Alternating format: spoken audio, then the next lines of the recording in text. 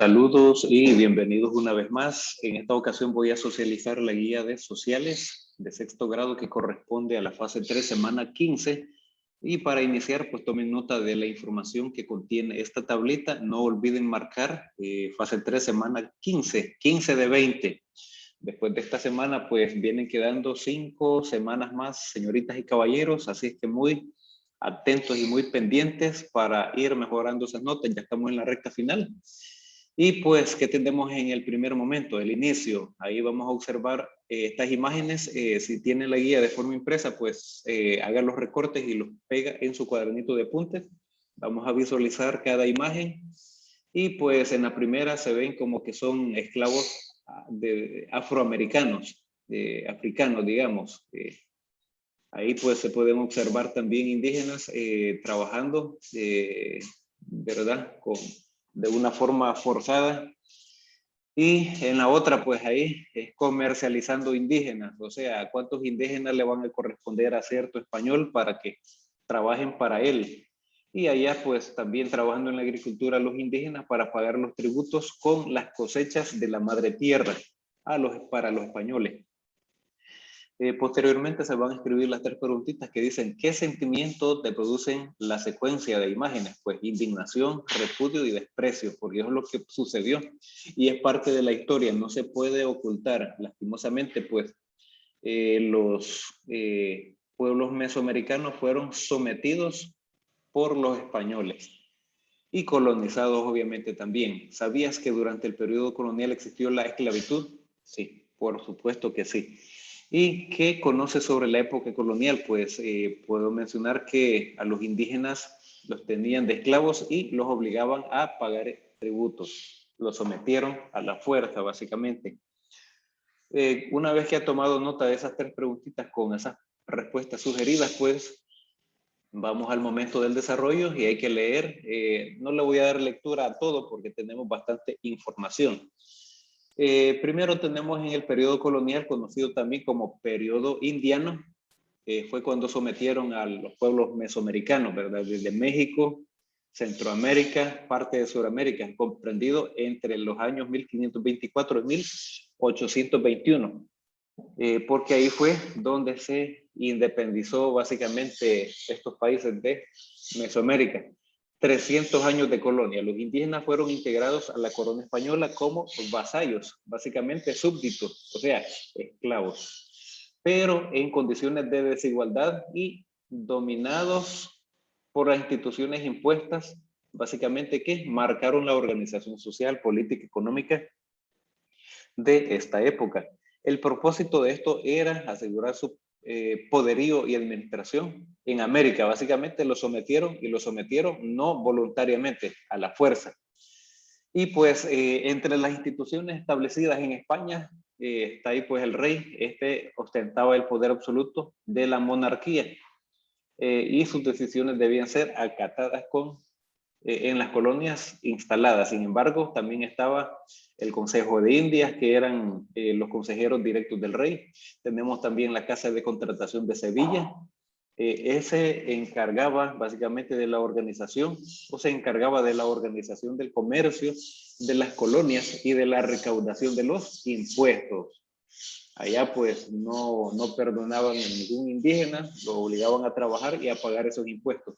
Y en la actividad número 3 se van a escribir o se va a completar este esquema de las instituciones. Y las instituciones básicamente el rey, la Casa de Contratación de Sevilla y el Consejo de Indias. Si tiene el esquema de forma impresa, pues haga el recorte y si no, pues haga el dibujito y así va a practicar también la motricidad fina. Y luego tenemos el virreinato. Estuvo encabezado por la figura del virrey, representante personal del monarca en las Indias y máxima autoridad de expresión territorial y político-administrativa que existió en América. Básicamente era el representante directo del rey español, pero acá en los países mesoamericanos. Debido a la extensión de los territorios para administrar en América, como estos eran grandes y difíciles de controlar, los virreinatos que se establecieron en América fueron, aquí tenemos básicamente el que se estableció en México, uno en Perú, uno en Río de la Plata, en Argentina básicamente, y el otro en Nueva Granada, que actualmente pues se conoce como Colombia. Los virreinatos estaban divididos en capitanías generales, también gobernaciones, intendencias y municipios. Y básicamente en cada lugar había como un gobierno local. Luego tenemos la Capitanía General. Estas capitanías generales pertenecían al virreinato de su origen. Para el caso de Centroamérica, la Capitanía General instalada en Guatemala se incluía en el virreinato de Nueva España, básicamente de México. Y las capitanías eran dirigidas por jefes militares con poder judicial y civil en la jurisdicción. Luego tenemos las gobernaciones, y estas pues fueron instaladas en las provincias y sirvieron para administrar y defender las regiones periféricas. Básicamente era como un gobernador que existía, digamos, en cada provincia, y actualmente las gobernaciones dependen del Ministerio de Gobernación y representan en cada departamento del país al gobierno central. Tienen una función de instancia intermedia entre el gobierno central y los gobiernos locales y las poblaciones. Y básicamente, pues, podríamos mencionar que en la actualidad, pues, existen 14 gobernaciones, porque son 14 departamentos en El Salvador. Entonces, en cada departamento existe un gobernador y, por supuesto, un vicegobernador. Luego en la actividad número 4, van a escribir en su cuadernito, o van a dibujar, o van a hacer el recorte y lo peguen, y dice... escribe en tu cuaderno quién era el virrey y marca con una X el número correspondiente a los virreinatos. Del 1 al 4, pues fueron 4, ahí está marcada la X. ¿Y qué era el virrey? Era el representante personal del monarca en las Indias y máxima autoridad de expresión territorial y político-administrativa que existió en América. Luego tenemos el ayuntamiento. Era una institución a cargo del gobierno local, encabezada por los alcaldes y los regidores. Aquí pues antes era de por vida, digamos, eran regidores perpetuos o de por vida, pero luego cambiaron eso y tenían que pagar para ostentar a uno de esos cargos. Luego tenemos aquí la Audiencia Real. En 1542 la monarquía española confirmó su poder absoluto, estableciéndose como la institución rectora de la Audiencia Real, en la que estaba representado el Supremo Tribunal de Justicia, y pues la audiencia fue un organismo político administrativo que residía en las principales ciudades de América y que tenía que ocuparse de casos especiales, como los pleitos, por ejemplo, relativos a los intereses de los indios, aunque hay que mencionar que los veredictos comúnmente no eran favorables para los indígenas, no lo eran, no defendían a los indígenas, defendían a los españoles, a los opresores, no a los reprimidos. Luego, pues, en la actividad número 5 van a escribir también su cuadernito de apuntes después de que han realizado una o dos veces la lectura, cuál era la función de la audiencia real en las colonias de América. Pues era dar solución a los pleitos relativos a los intereses de los indígenas. Teóricamente era así. En la práctica, pues, creo que no se les respetaba ningún derecho a los indígenas. Luego tenemos los corregimientos utilizados para aplicar la justicia y recaudación de impuestos. De acuerdo con la demarcación administrativa de los territorios, se designaba para el ejercicio de las funciones propias de un corregidor. Básicamente, pues, eran administradores y aplicadores de la justicia en la colonia. Eran los jueces, básicamente. Luego tenemos ahí la Merced de la Tierra. Era una institución más importante, o de las más importantes, desarrollada en la colonia temprana, que tenía como la base de la propiedad privada y de la hacienda, institución rural fundamental en América. Básicamente fue suspendida en 1591 cuando la corona introdujo la composición de tierras o ventas de tierras que permitían la compra para expandir o iniciar propiedades, con lo que nació lo que se conoce como latifundio, que es explotación agraria de grandes dimensiones con cientos o miles de hectáreas de terreno. Déjenme contarle que no solamente españoles estaban en esos momentos acá, también habían italianos. Bueno, los pueblos de los indios se crean a partir de 1543 con el decreto de reducciones o pueblos de indios. Esta institución introdujo un elemento de protección para los indígenas sometidos al exterminio por parte de los conquistadores, porque la mayoría de los indígenas ya estaban muriendo, pero también institucionalizó el despojo de sus propiedades, el racismo, la desigualdad social y económica. Más importante aún, lo convirtió en el centro del sistema productivo al exigirles tributos y trabajo forzoso. Bueno, les expropiaron tierras a los indígenas, a los pueblos originarios, a nuestros ancestros. Pero en 1512 se había reconocido la propiedad indígena individual y en 1546 se establecieron dos clases de propiedad de los indios. Individual, que podía ser hereditaria, ya podía dejarle una heredad, digamos, a su hijo, a su hija, y comunal, que eran tierras comunes. Pero esto se convirtió, digamos, en la principal forma de dominación, ya que no permitió un mejoramiento económico sustancial de los indígenas. Ahí los tenían reprimidos y no podían prosperar, no podían tener, digamos, posesiones. Luego tenemos aquí el sistema de encomiendas. Surgieron dos tipos de encomiendas. La primitiva consistió en la asignación de una comunidad indígena a un encomendero español, básicamente, por los méritos que había hecho en la conquista o los servicios a la corona.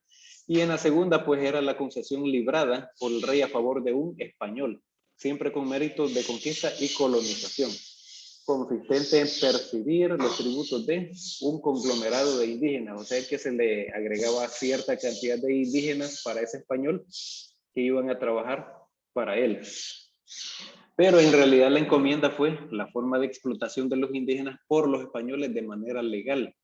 O sea, explotaban a los españoles con un marco jurídico. ¿Y qué tenían que hacer los indígenas? Pues hacerlo, quisieran o no quisieran. Luego en la actividad número 6 van a completar el siguiente esquema. ¿En qué consistió la encomienda en el periodo colonial? Pues en la asignación de una comunidad indígena a un encomendero español por méritos de conquista o servicios a la corona para recibir tributos de parte de los indígenas. Eso fue. Luego tenemos ahí las alcaldías mayores y la primera alcaldía, la alcaldía mayor, digamos, en El Salvador fue en el departamento de Sonsonate. Luego la esclavitud indígena no era permitida por la legislación real, ya que estos eran vasallos de la corona, eran súbditos, pero por derecho de guerra era permitido convertir en esclavos a quienes se resistieran a la dominación española, lo cual generó la esclavitud indígena. Sin embargo, tristemente fue sustituida por la esclavitud de los negros traídos de África para realizar trabajos forzosos. También fue abolida en 1824, pero hay que destacar que durante el tiempo de subsistencia la esclavitud generó un modo de producción para los españoles. ¿Quiénes estaban lucrando? Los españoles. Y pues ahí en la preguntita dice, marca con una X el nombre del departamento, aseveración, perdón. Marca con una X el nombre del departamento en el que se instaló la alcaldía mayor en este territorio salvadoreño, pues Sonsonate. Y ahí tenemos los tributos, tenían que pagarlo a los españoles y también la iglesia le exigía a los indígenas que debían de pagar ese tributo también a la iglesia. Porque los españoles les decían, o a través de la iglesia les decían que si pagaban ese tributo, ese diezmo a la iglesia, pues después de la muerte iban a tener la salvación de sus almas. Luego tenemos ahí el quinto real, que fue uno de los primeros impuestos, que era el pago de los conquistadores y los primeros gobernantes al reino mismo. La encomienda, ahí tenemos una pequeña descripción, el diezmo, la alcabala, y tenemos varios, digamos, procesos o sistemas que utilizaron. Por ejemplo, el pago de las castas, con la mezcla entre españoles, indígenas y negros. Ahí pues hubo un mestizaje y ahí vamos a ver la tablita. Según la casta, si eran españoles eran peninsulares, nacidos en España, pero si eran criollos, significa que estos eran hijos de los españoles nacidos en América. Ellos fueron los criollos. Los mestizos, mezcla entre un español con una indígena. Mulatos, mezcla entre un español y una negra. Zambos, mezcla entre un indígena y un negro. Indígenas aborígenes de los pueblos mesoamericanos, y los negros eran el esclavo traído desde el continente africano. Y ahí tenemos un pequeño esquema en la siguiente imagen. Un español más una indígena igual a un mestizo. Un español más un negro igual a un mulato. Un negro más un indígena, un zambo. Y ahí tenemos. Esa información es pertinente y oportuno que también la escriban en su cuadernito o hacen los recortes. Luego, pues, como hemos conocido, fueron 20 años de colonización de los españoles sobre los países mesoamericanos. Y en el cierre, pues, se va a completar un esquema. Las instituciones durante la colonia fueron ayuntamientos, corregimientos, audiencia real y la merced de tierra. Este es el esquema que se va a completar ya en la actividad de cierre.